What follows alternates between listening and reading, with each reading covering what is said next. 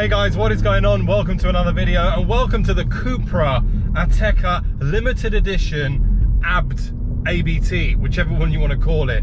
This car is one that I'm quite excited to drive. The main reason for that is that I reached out to Sarah a while ago and I managed to get hold of the Leon Cupra R, and that blew me away. That was a car that really set the bar in terms of cost versus car itself and what you get from it. This being the Ateca, which is kind of the SUV, mini SUV package. And if this is going to be anything like the Cupra R that I drove last time, then we're going to have a really good time and I'm going to be very impressed. 2 litre, 300 horsepower standard. This does have the ABT package, so we get 345 horsepower and an acceleration of 0 to 62 in 4.9, which we'll demonstrate now.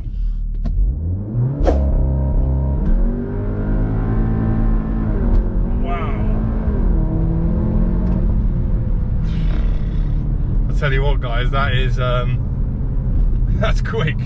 And the thing is, it feels the same as the Cupra R. Now I've driven other cars where the acceleration is quicker, but I mean this is a 4,000 RPM launch and it just delivers it. That DSG gearbox coupled with this 2 litre TSI engine is brilliant. It really is.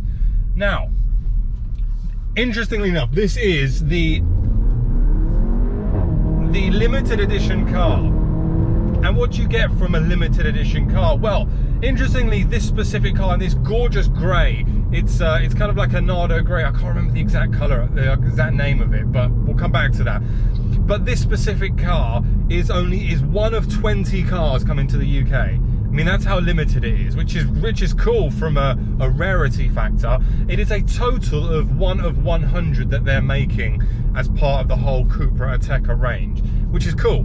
So what makes this limited, I guess? Well, the first thing that we get with this car, we get the 20-inch wheels. We get bigger wheels on this, which you don't get on the normal Cupra. I think you get 19s on the normal Cupra. The other thing that you get with this is the £3,000 optional Akrapovic exhaust, which sounds really good.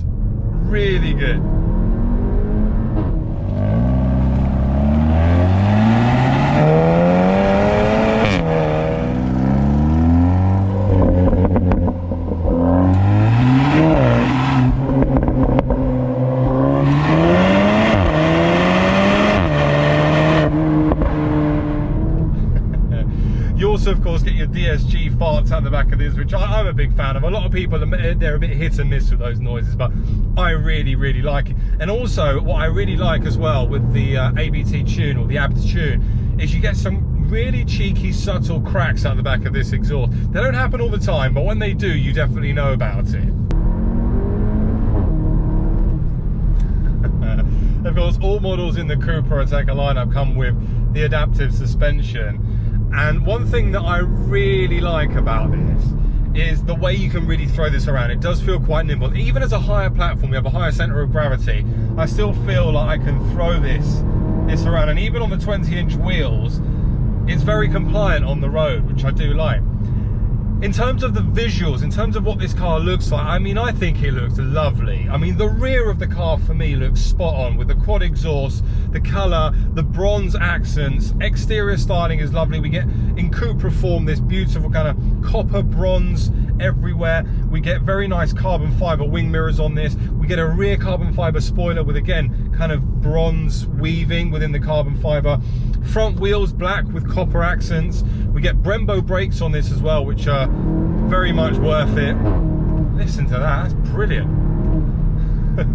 And of course, being a VAG car, we get the virtual cockpit. We get a very nice 9.2-inch screen, which I'm a fan of. I do like it. It's quite intuitive as well. I just came out of driving the Leon, the new shape, the 2020 Leon, and whilst it was, you know, there's a lot more tech and stuff in the infotainment, I prefer this setup because it's a lot more easy to use. Whilst I'll do one more launch just because it sounds good.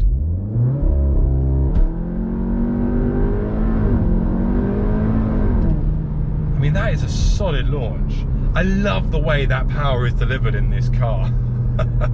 What we'll do, we'll run through some of the extra specs that we get when we park up on this car. But again, interior wise, now this is where I really like it. Now these seats are stunning. You've got this blue Alcantara coupled with the bronze accents that you find on the seat stitching. You get kind of carbon fiber style leather here. We get the lay-on the Cupra R steering wheel as well, which again is lay-on with bronze stitching. We get the Cupra logo in the middle, which I think is cool, I guess, but it's ultimately, I guess Seat and Cupra have decoupled, but they still make the same cars to an extent. Well, I guess it's like Abarth and Fiat to an extent. Inside the cabin, again, the gearbox feels good. What I do like as well, we get this very nice kind of the wheel here, which allows us to rotate between different driving modes. And my word, there's quite a few. We've got, flipping Nora, that's quick. We also get 5 different driving modes, which I think is brilliant on this. I mean, if I flick the switch, right now I'm in Cupra, but we can switch between comfort, sport, Cupra individual, off-road and snow. Sorry, that's 6. I mean, that's a hell of a lot of different driving modes. And I think that's really good because it's almost a different setting for each purpose. I don't know if you heard that nice pop and crackle out the back there. There's almost a different setting for every purpose, which is brilliant. We also get, I said, virtual cockpit, which is really nice. Lots of different viewpoints, very similar to the Audi virtual cockpit, although I guess not as detailed. Interesting thing for this car, so this limited edition car, cost of this is £45,000. Now that's quite a lot of money, but you get a lot of car. And this is the interesting thing, you know, when you start to look at an equivalent Audi, for example, I could get like an SQ3 or an RSQ3 maybe. No, that's probably a bit too high up, but an SQ2 where the price will be more than this. I do feel that what Cupra are doing is giving you so much value for money with this. I said the same thing when I drove the Leon Cupra R. It is a lot of car for the money, and I think that, you know, if you drive one of these, you'll love it. You really will. And I like this Ateca platform as well. Lots of power, lots of middle range grunt, which is important. In terms of these panels, these panels are a bit pathetic. The paddles, sorry, they're a little bit pathetic. They're really small. I also find myself trying to almost searching for them. I'd rather see them a little bit bigger. Now, in terms of things like ride comfort as well, because it's not all about foot to floor and off you go, because, you know, the purpose of something like this is to be able to use it for every scenario. And, you know, once you switch it into normal mode, the suspension really softens down. It absorbs a lot of the bumps. It's really, really good. You can take, you know, real undulations in the road and not really kind of be displaced from the road, which is good. Now, the ABT package, or the ABT package, it gives you 50 more horsepower. So this car is now running 350 horsepower as opposed to the standard 300. It doesn't make an increase in 0 to 60 time. In fact, it keeps it exactly the same at 4.9 seconds. It does, however, increase the top speed from a limited from 152 to 158 miles an hour. I think you get an extra kind of 6 top speed. The other brilliant thing with the ABT package, or the ABT package, this is where I think Cupra have nailed it. They have absolutely nailed it, because you can pay, I assume it's about £500, exactly the same as the Cupra R ABT package upgrade. But you can get this done in UK dealers and it will still keep your warranty. So should the engine blow, you have got nothing to worry about because it will all be covered under warranty. And that's a really good thing, because so many people like to push their cars a little bit more, get a bit more out of their engine, because they all know the turbos are pegged back and they'll quite easily, you know, do an extra 50-60 horsepower and a bit more torque. But the moment you do that and something goes wrong, unfortunately, the dealerships will void your warranty. But with this package, drive as hard as you like, as fast as you like, as far as you like, and if it blows, no worries, you're going to get it all covered.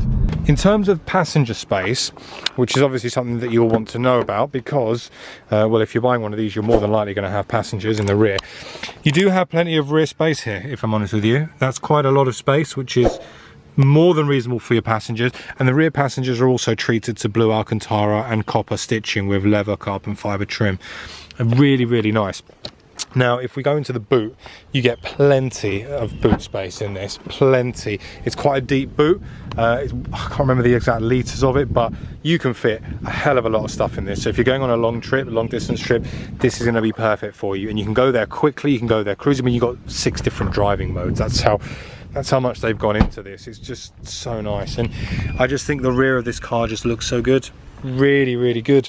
45k might be a lot, but think of all the stuff that you get in here as standard. And again, this is one of 20 UK cars, so there's definitely a nice rarity factor, and the colour just looks beautiful. But anyway guys, I hope you enjoyed this video. Massive thanks to Seat UK for providing me with the Cupra Ateca. I hope you've enjoyed it. If you did, please leave a like, make sure to subscribe, and I'll see you all very soon on the next video. See you later guys, bye bye.